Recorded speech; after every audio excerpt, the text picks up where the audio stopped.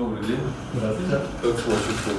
Потихонечку восстанавливаюсь. Хәрбигә балаклавасын саларга яраса, без аның бәхетле елмаюын күрер идек. 2 айлык табиблар аның йөрәгеннән егетне теләсә кайсы мизгелдә үтерергә мөмкин булган кыйпыл чыгала.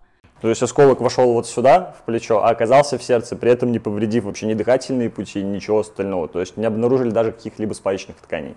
Но сказали, что вот есть те, кто в рубашке родились, это, говорит, в бронике. Почему пациент не истек крови, для нас остается загадкой, но если чисто предположить гипотетически, траектория осколка была такова, что уже шел на излете, и когда он летит с большой скоростью, разогревается, и, видимо, по принципу сварки в сердечной мышце произошло там разогрев, закипело, и поэтому он не умер от кровотечения в момент самого ранения. А ранен он был в марте, во время боевых действий на Украине. Крашер башта яралануын аңламый һәм башка хәрбигә ярдәм итә. Берничә минуттан соң гына ул үзенең дә яралануын сизә. Но ранен не считается. Ну, балаклав, ты зачем? Договаривались мы, кто первый ранен, тот. И вот Крашер, короче, получил все-таки ранение. А я не первый железный. Ты не отключайся, понял? Я не вырубаюсь сейчас. Әлеге эксклюзив кадрларны Крашерның хезмәттәшләре төшергән. Хәрбиләр шаярта, алар әле могҗиза шаһиты булулары турында аңламый. Видимо, нас пеленганули по радиосигналу, ну, вот перехватили наш сигнал и прямой наводкой по нам шлепнули, получается, кассетным боеприпасом. Вот ранило у нас 2 людей из группы, меня и товарища. Поначалу показалось, что оторвало руку, потому что вся одежда была уже насквозь мокрая и прям очень теплая. Ну вот я начал искать, то есть откуда вообще этот источник, и понял, что у меня из плеча прям фонтанчиком бьет кровь. Ну, вот, то есть я сказал, пацаны, я тоже 300. Аннан Крашер сәгать ярым үз аякларында медиклар янына бара. 4 госпитальдә була һәм 5-нчесендә туган җире Казанда гына табиблар үлемгә китерүче тимер кыйпылчыгын ачыклый. Сердце пациента и показан осколок стенки правого желудочка, вот в более привычном виде. Тут сердце, это правый желудочек. Народное тело, оно яркое, светится, потому что это металл. Стенки правого желудочка, здесь вот лучше видно. Вот оно. То есть вот левая половина сердца, вот граница левая половина сердца, это правая половина сердца, правый желудочек, и народное тело находится глубоко в стенке. Мы являемся 5-м этапом, мы являемся специализированной тыловой базой фронта. Наша задача – долечивание и возврат в строй. И поэтому у нас есть время, не торопясь, спокойно дообследовать пациента, и у нас есть алгоритм. Как только поступает раненый к нам в госпиталь, с ног до головы мы его прокатываем через компьютерную томографию. И у каждого практически 2-3 находим случайные какие-то находки в виде осколков, как у этого мы нашли осколок в сердце.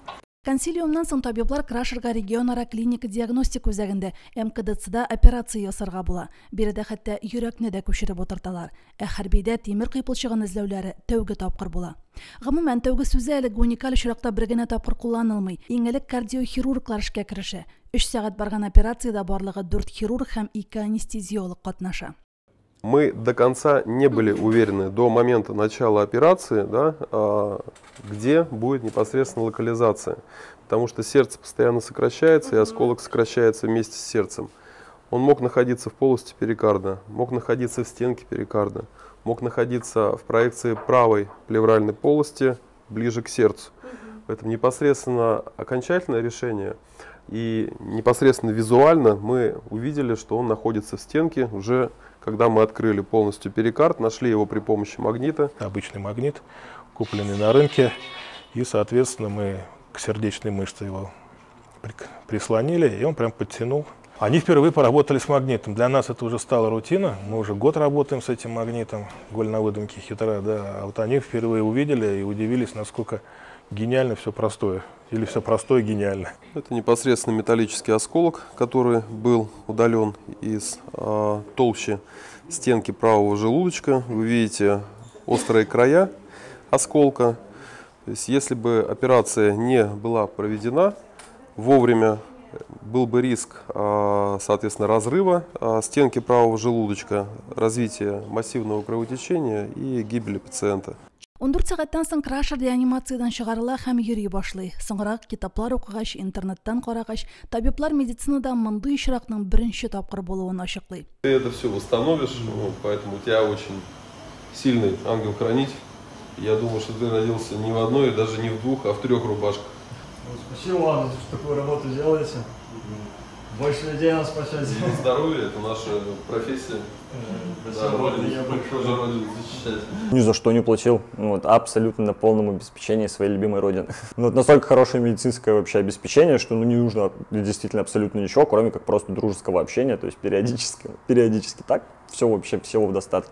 Хәзер Крашер хәрби табиблар комиссиясын үтәргә тиеш. Хәрбинең хезмәтен алга таба дәвам итә алмавын комиссия хәл итә. Со слов врачей уже понял для себя, что я не прям особо не боец, потому что восстанавливаться придется. Но, как я уже и говорил ранее, других задач подразделений в принципе предостаточно. То есть кто чем может заниматься, какую пользу нести. Бу егетнең янәдән шунда китәчәген күрсәтә. Элекке экономист менә шулай герой булган. 3 медале дә бар. Батырлык өчен, Бахмутны алган өчен һәм Бахмут ит тарткычы өчен.